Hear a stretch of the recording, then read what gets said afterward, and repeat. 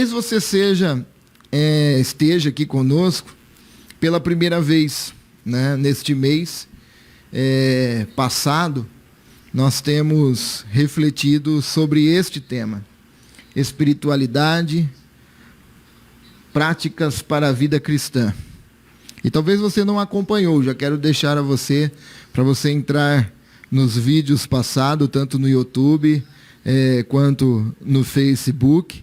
Eles estão lá para você estar acompanhando essa série de mensagens. Temos assim refletido como andam as nossas práticas espirituais, o que nós demos o nome aqui de jardim interior, o recanto da nossa alma. Como está sendo cuidado este jardim, como está sendo zelado. Lá onde moram as nossas emoções, lá onde moram os nossos sentimentos, porque temos visto que a prática espiritual, nós já meditamos sobre a disciplina, sobre a prática da oração e sobre a prática da meditação na palavra, e nós temos visto como essas práticas colocam em ordem este lugar, o jardim interior, o recanto da nossa alma, como ela reorganiza as nossas emoções, nossos sentimentos. Mas acredito que nenhuma dessas que nós já meditamos, por isso deixei esta agora por último, nenhuma dessas que nós já meditamos não será resgatada se nós não separarmos o tempo com Deus. Se nós não resgatarmos isso, se nós não resgatarmos esse tempo com Deus. E como parece que tem sido difícil, né? Administrar o tempo, não é? Parece que cada vez mais está se tornando cada vez mais difícil de administrar esse tempo. E por que será que tem sido tão difícil? Há uma história no livro de Let Coleman que conta que havia um explorador no século XIX que viajava pela África. E este explorador queria mapear um território ainda não inexplorado. Queria ver se existiam algumas aldeias ali que, às vezes, pessoas ainda não tiveram contato com aquelas outras pessoas daquela aldeia. Então, esse explorador contratou guias, um grupo de africanos para auxiliá-lo nessa jornada. E nos 3 primeiros dias, o explorador, então, conduziu esta jornada à frente, dando ritmo, puxando aquele grupo de africanos.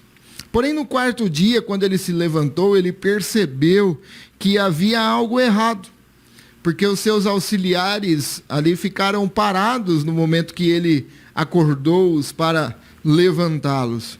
Aliás, um deles, então, informou que eles iriam ficar ali parados durante aquele dia. E o explorador, então, indignado, querendo continuar a sua jornada, disse: não, nós não podemos parar. Vamos continuar a nossa jornada. Irá se atrasar. E então perguntou: por que vocês desejam ficar parados? E um deles disse, pois tinham viajado com muita pressa. E então eles teriam que parar, para que a alma deles os alcançasse. Essa velha história, meus irmãos, tem algo de suma importância para nós, principalmente nos dias de hoje.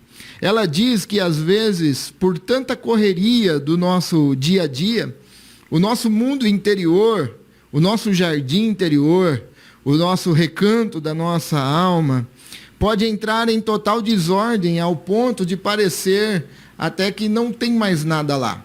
Então paramos então de cultivar este jardim pelas práticas espirituais. E quanto maior há um hiato, há uma lacuna entre estiver o exterior com o interior, maior será o grau de estresse.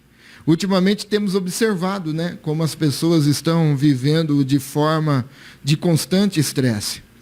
E esse estresse, ele é altamente destrutivo interiormente e exteriormente. Ele afeta a nós e afeta também aqueles que nos rodeiam. E em nossa geração, o estresse tem se tornado cada vez mais gravíssimo. Deixa eu te fazer uma pergunta que talvez neste momento, se você estiver sentado agora ao lado da sua esposa, ao lado do seu esposo, talvez você vai tomar ali uma cotovelada bem agora. Você já percebeu como nós e as outras pessoas se queixam de cansaço diariamente? Você já percebeu como nós mesmos, ou algumas pessoas, se queixam todos os dias de cansaço, mas não param a nenhum sequer momento? Continua vivendo desta forma, cada dia mais, cada dia mais, cada dia mais. E o pior é que ao ponto nós chegamos que parece que o estresse e o cansaço se torna até um sinal de sucesso, marcas de um homem de sucesso. E eu vou dar um tiro no pé aqui, porque às vezes eu tenho a sensação de que se eu não falar aos outros que não estou cansado, que não estou estressado, tenho medo até de parecer que eu não estou fazendo nada de importante. Se eu não falar o quanto cansado eu estou, o quanto estressado eu estou, parece que aos olhos dos outros, parece que eu não estou fazendo nada relevante. Nós chegamos a esse ponto, né, de buscarmos até estar sobrecarregados. Mas há também um tipo de estresse que é benéfico, e este é aquele que resulta no melhor desempenho. Mas o grande problema é que quando começamos então a viver um tipo de estresse autodestrutivo, que rouba a sua capacidade humana, que rouba seu tempo com coisas primordiais, e uma dessas coisas primordiais, uma dessas coisas macro, é o tempo com Deus. O tempo de relacionamento com Deus, o tempo exclusivo para Deus. E dentro, numa visão mais ampla, nessas 24 horas do dia, nem sequer um milésimo não podemos perder de estar com Deus. Não só um momento exclusivo, mas numa visão mais ampla, todo o tempo.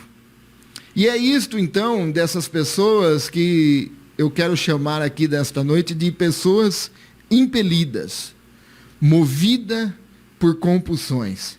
É possível que eu e você estamos, nesse momento da vida, sendo movidos por metas, sendo movidos por objetivos, e não há nada de ruim nisso. Às vezes isso se torna até uma forma de disciplina. Mas o ruim é sermos movidos por isso e muitas vezes nem sabermos o porquê estamos buscando tais coisas. E é isso que chamo então de autodestrutivo, porque muitas vezes não sabemos o preço que isso irá causar-nos, tanto fisicamente, tanto mentalmente, tanto emocionalmente, e o mal que pode trazer ao nosso coração, ao nosso jardim interior, o recanto da nossa alma. E Provérbios, capítulo 4, versículo 23,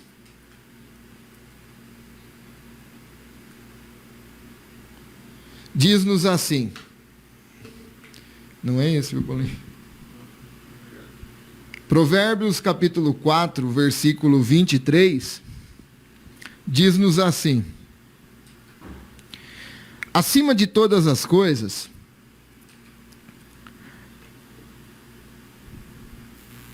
guarde seu coração, pois ele dirige o rumo de sua vida. E coração aqui eu quero trazer a ideia de você, de mente, emoções, sentimentos. Mas por ser impelidos, não necessariamente não estejam fazendo coisas.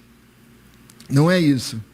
Por serem impelidos também não significa que são pessoas más. Mas é possível identificar essas pessoas impelidas muitas vezes. Há indícios que nos mostram quando temos que dar uma parada, respirar fundo, fazer um autoexame, fazer um exame como estão nossas práticas espirituais e analisar como estamos cuidando desse jardim. E a pessoa que ainda fiquei em mente no decorrer desta semana é Marta.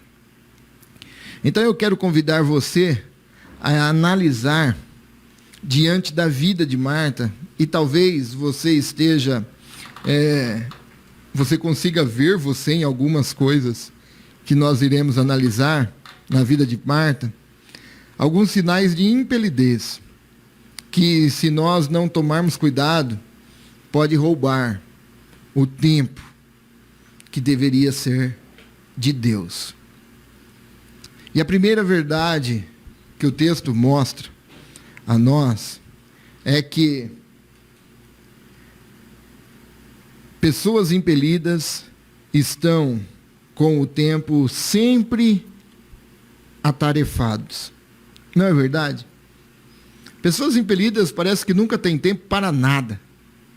Estão sempre atarefados com outras coisas. Uma coisa é fato: tudo aquilo que dissermos que amamos, isso custará e exigirá de nós tempo. Marido, esposa, preste atenção nisso. Se o marido lhe diz que lhe ama, isso lhe exigirá tempo. Se você, esposa, diz ao marido que o ama, isso exigirá de você tempo. E talvez essa seja a segunda cotovelada que você esteja tomando aí hoje. Bom, mas antes de falar de Marta, eu quero que você perceba que há um contexto nessa passagem.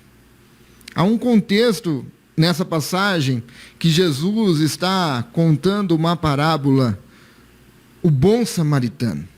Um homem querendo justificar-se diante de Jesus, ele diz: quem é o meu próximo? E Jesus então começa a contar uma história a ele, contando então a história do bom samaritano. Que o bom samaritano descia a Jerusalém e ali foi roubado. Melhor ainda, eu quero narrar essa história trazendo então para a atualidade. Que certo homem então descia para o centro de Americana. E descendo ao centro de Americana, alguns ladrões o aproximou, rendeu o homem, espancou o homem, bateu no homem, roubou-lhe a carteira e deixou o homem quase morto. Mas, depois de um tempo, estava descendo também para o centro de Americana um membro da Ebenezer. E descendo então este membro da Ebenezer, ele saiu do culto, um culto abençoado. Ele passou e viu aquele homem. Porém, este homem começou agora a dizer, quando vi aquele homem, ele pensou que, estou muito atarefado, tenho muitas coisas para fazer, não tem como eu socorrer. E ele não percebeu então que aquele homem era uma agenda de Deus para ele. Na verdade, ele queria viver a sua própria agenda. A própria agenda que ele fez, que ele determinou, que ele criou. E nessa própria agenda estava cheia de tarefas. E ele não percebeu que aquele homem à beira do caminho era a agenda suma para ele, que era a agenda de Deus para ele. Ele não conseguiu ver isso. Mas também ia descendo certo homem ao centro de Americana, passou ali e viu aquele homem. E então ele parou, socorreu aquele homem, dedicou tempo àquele homem, porque houve um atraso na sua viagem, porque ele desceu do seu jumento. E ele então colocou aquele homem no seu jumento. Ele mudou o trajeto, parou numa hospedaria. Ele dedicou tempo àquele homem. O que eu quero lhe dizer com isso é que, em geral, pessoas impelidas estão sempre ocupadas. Não tem tempo para nada, não tem tempo para ninguém, e não tem tempo para Deus, o que é pior. Tem tempo para todas as coisas. Não tem tempo para os seus relacionamentos de família, não tem tempo para seus filhos, não tem tempo para sua esposa, não tem tempo para seu esposo, não tem tempo para as pessoas que precisam de ajuda, não tem tempo para pessoas que precisam socorrer. Aliás, há uma frase que diz: se você quer servir a Deus, sirva às pessoas também. Não tem tempo, ele está ocupado demais. E, na verdade, ele não consegue, então, discernir qual é a boa parte, qual é o necessário, o relacionamento com Deus. E sabe qual foi uma das descobertas que eu fiz alguns tempos atrás, ao meu respeito? Sabe qual foi a descoberta que eu fiz, analisando e vendo algumas coisas sobre mim mesmo? Foi a que eu sou também, uma pessoa impelida. Se eu não limitar algumas coisas, eu crio em minha agenda diversas coisas. Diversas coisas. Vez por outra, eu identifico em mim algumas coisas dessas que eu falei.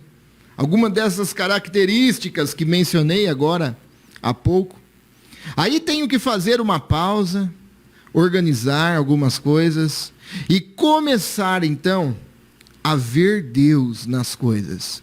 Mas primeiramente, começar então pelo tempo com Deus, pelo relacionamento com Deus, ver então a agenda que Deus criou para mim, a agenda que Deus fez para mim, para o dia.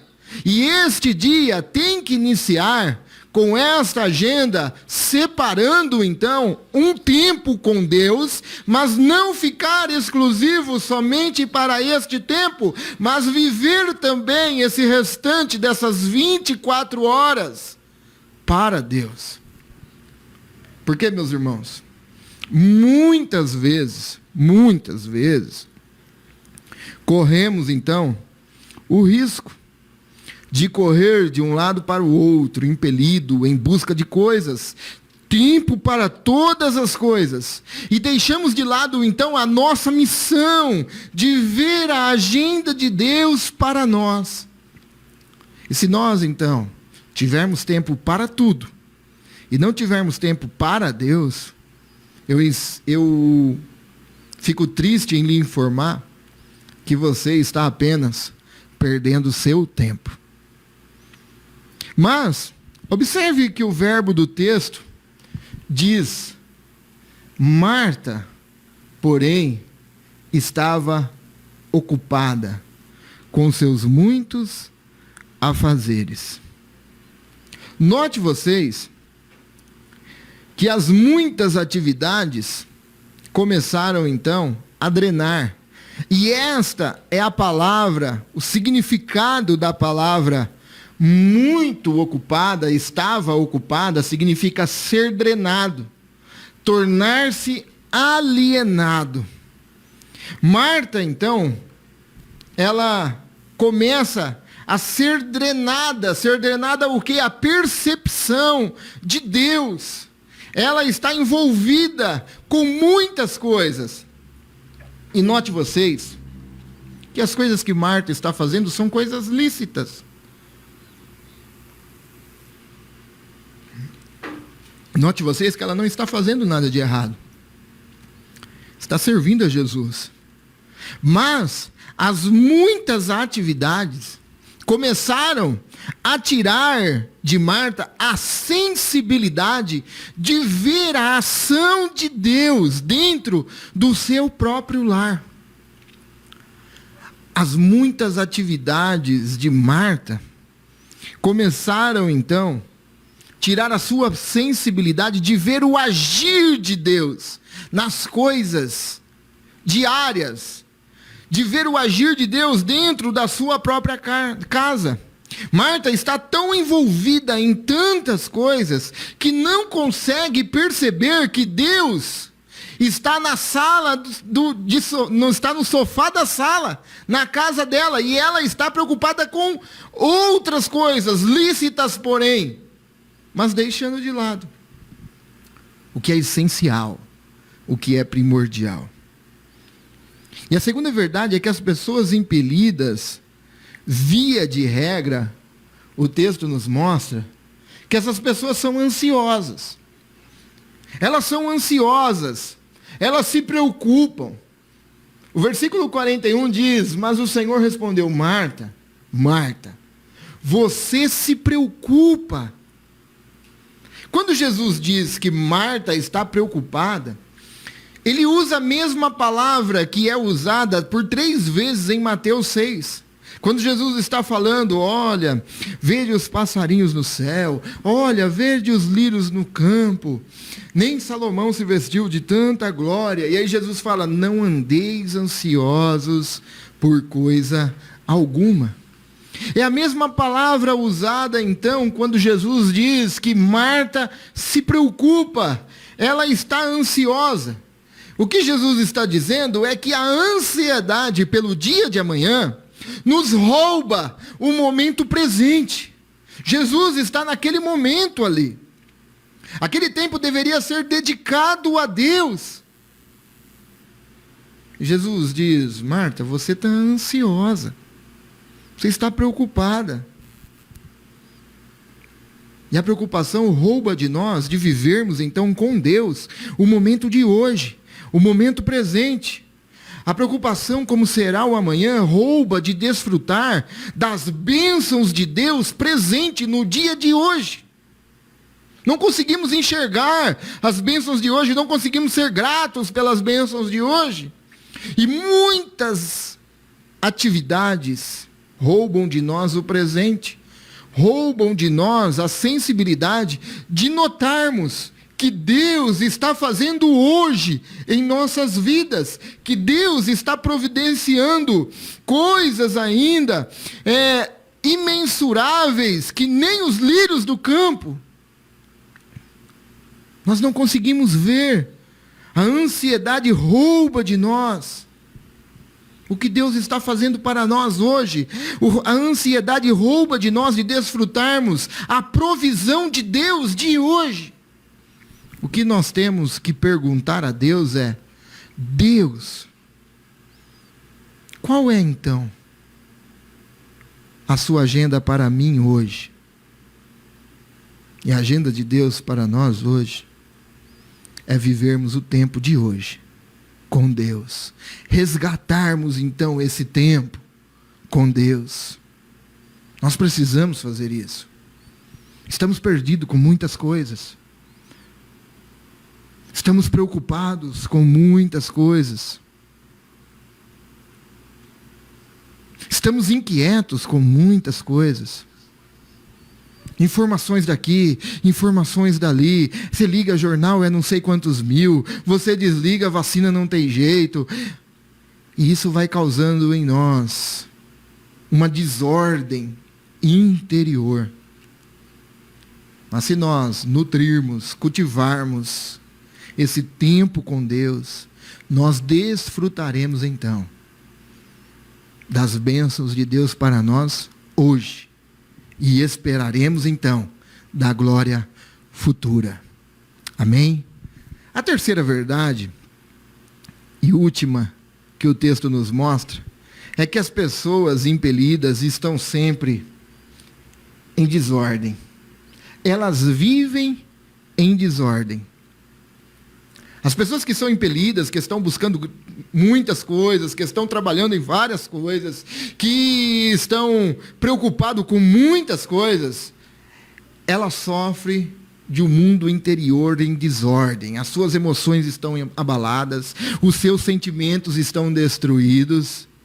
E Jesus diz então: Mas o Senhor respondeu: Marta, Marta, você se preocupa e se inquieta com todos esses detalhes. E a palavra usada aqui, estar inquieta, significa estar perturbada, ou então estar em desordem. Ainda no mesmo versículo, Jesus disse: Marta, você anda inquieta. Marta, você está em desordem interior. Quando nós estamos em desordem interior, nós trocamos os valores das coisas. Trocamos o macro pelo micro. Trocamos o secundário pelo primordial. Nós trocamos o valor do tempo, de ter com o próprio Deus.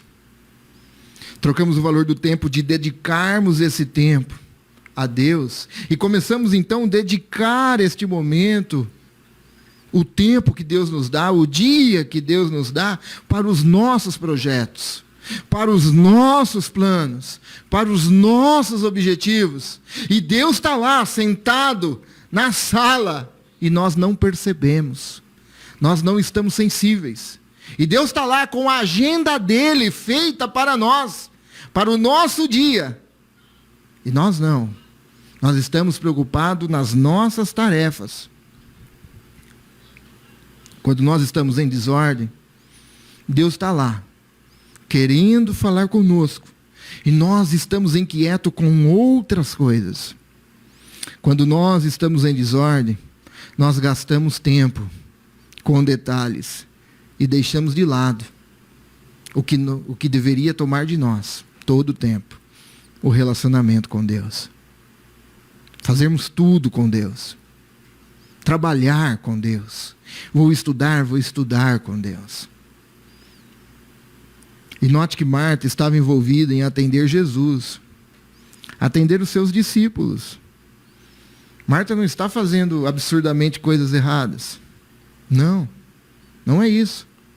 Marta está na diaconia, ela quer servir. Mas o texto está nos mostrando que o primordial de tudo é Deus, é o próprio Deus. O texto nos mostra que antes da obra de Deus, tem o Deus da obra. Antes da bênção, tem o abençoador. E é nele que nós devemos gastar tempo. Mas, note vocês que Jesus então quer trazer Marta ao princípio. Jesus então quer aquietar o coração dela. Jesus quer colocar ordem no seu jardim interior. Para encerrarmos então, Jesus diz: Marta, apenas uma coisa é necessária. Apenas uma coisa. E semana passada nós falamos de Maria. Maria escolheu a boa parte. Não é que Marta estava fazendo tudo errado. Mas havia uma boa parte ainda que Marta estava preocupada com as outras. Note a contraposição da fala de Jesus. Marta está ocupada com muitas coisas de Jesus. Diz Jesus que Marta está inquieta, ansiosa com os detalhes. E Jesus diz o quê? Jesus diz: Marta, apenas uma coisa, somente uma coisa é necessário. Talvez você e eu tenham gastado o tempo com tantas coisas. Talvez você e eu tenham estado preocupados com tantas coisas. Talvez você e eu tenham vivido este tempo, este momento, inquieto com tantas coisas. Aliás, nós vivemos em um tempo que tem causado ansiedade nas pessoas. Ansiedade de como será o amanhã. Preocupado como será o amanhã. E essa busca, a preocupação, a ansiedade, tem trazido cada vez mais desordem dentro de você. Talvez você, feito eu, já ouviu muitas vezes que Marta está completamente errada e Maria está certa. Não, não é isso que o texto fala. O texto fala que Marta está faltando o necessário, a boa parte. Não que Marta estava fazendo a coisa errada, mas estava faltando o necessário, a boa parte que Maria escolheu. O que eu quero lhe dizer é: se engaje no servir. Se engaje na missão. Se engaje no discipulado. Se engaje nos seus objetivos. Mas não esqueça, absolutamente não esqueça, de então integrar a melhor parte. Não esqueça, não deixe de lado a boa parte, o necessário, a melhor parte, o tempo com Deus. Uma coisa é necessária para você colocar em ordem em seu interior nesta noite. Uma coisa é necessária nesta noite para aquietar o seu coração, para reorganizar suas emoções. Uma coisa é necessária para você. Qual é então? Resgatar o tempo com Deus. Não só um tempo exclusivo, mas viver Deus o dia a dia. Iniciar com esse tempo exclusivo, mas não somente ficar prendido ao tempo exclusivo que nós meditamos semana retrasada. Mas o que eu quero lhe dizer é: que tal você que está aí do outro lado, você que está aí no YouTube, assistindo pela televisão, você que está no Facebook, que pode estar assistindo também pela televisão ou pelo celular. E você tem vivido de uma forma de total tempestade dentro de você. Uma total desordem. O que eu quero lhe dizer é que Jesus morreu na cruz por você. Jesus entrou na história, habitou entre nós. E foi até morte de cruz. E morreu por você para perdoar os seus pecados. Para remir os seus pecados. Mas Jesus não morreu para te dar riquezas, achando que através das coisas exteriores você colocará o seu jardim em ordem. Não. Jesus não morreu por isso. Jesus não morreu, então, para você ter um bom emprego, porque talvez tendo um bom emprego, as minhas emoções irão se arrumar. Não, Jesus não morreu por isso. Não. Jesus morreu para que você tenha paz com Deus e desfrute da paz de Deus, aqui mesmo em momentos caóticos, o qual estamos vivendo. Jesus morreu e ressuscitou para que mesmo nesse tempo caótico, morrendo diversas pessoas e nós não estamos preparados para isso, nós não fomos criados. Mas após o pecado, a morte entrou. Nós não fomos criados para lidar com a morte. Mas Jesus veio e morreu. E ressuscitou. A nossa Páscoa. O nosso Cordeiro Pascual. Ele ressuscitou ao terceiro dia. E então, nós agora que temos a paz de Deus, a paz com Deus e a paz de Deus, nós sabemos também que esses entes, essas famílias queridas que se foram, salvas em Cristo Jesus, ressuscitarão com Ele. E também nós. Para isso Jesus morreu. Para colocar em ordem, então, o recanto da sua alma. Colocar em ordem, então, o seu jardim interior. Mas você precisa cultivar isso. Você precisa cuidar deste jardim. Então, que tal agora, a partir de agora, dizer para Deus? Que tal você iniciar dizendo: Deus, eu fiz tantas escolhas. Eu escolhi e busquei tantas coisas. E todas essas coisas eu fui atrás dos meus recursos. E não perguntei em nenhum sequer momento qual era a sua agenda para mim. Qual era o seu plano para mim. E me acabei esquecendo, Senhor, que o Senhor é a fonte de vida. Deus, perdoa então os meus pecados.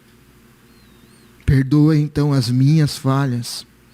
E assim, Senhor, coloca em ordem o meu interior, através da tua presença, que irá habitar em mim. Eu quero orar por você neste momento, em nome de Jesus. Pai, em nome de Jesus Cristo, Senhor, eu quero te agradecer, Deus, por este momento que o Senhor nos dá. Eu quero te agradecer, Senhor, por este período, por esta meditação na tua palavra. Pai eterno, em nome de Jesus, Pai. Senhor, coloca em ordem o nosso interior. Dá-nos a tua paz, a tua alegria. Mas nós sabemos que nós precisamos resgatar, Senhor, o tempo contigo, Pai. Porque temos tempo para tantas coisas, gastamos o nosso tempo com tantas coisas, e não somos capazes, Senhor, de perguntar ao Senhor o que o Senhor quer, qual é a sua agenda para mim. Ó Deus, em nome de Jesus Cristo, em nome de Jesus, Pai. Pai, quero apresentar a Ti esta pessoa do outro lado, que também está orando neste momento, Deus.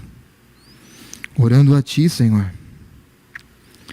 Pedindo a Ti o perdão dos seus pecados, o perdão das suas falhas. Reconhecendo que o Senhor é a fonte de vida. Reconhecendo que o Senhor é aquele Deus que coloca ordem no jardim interior. Que reorganiza os nossos sentimentos, as nossas emoções e nos dá então uma nova visão através do Teu Evangelho. Ó Deus, em nome de Jesus, Pai, dê força a esta pessoa, dê vigor a esta pessoa.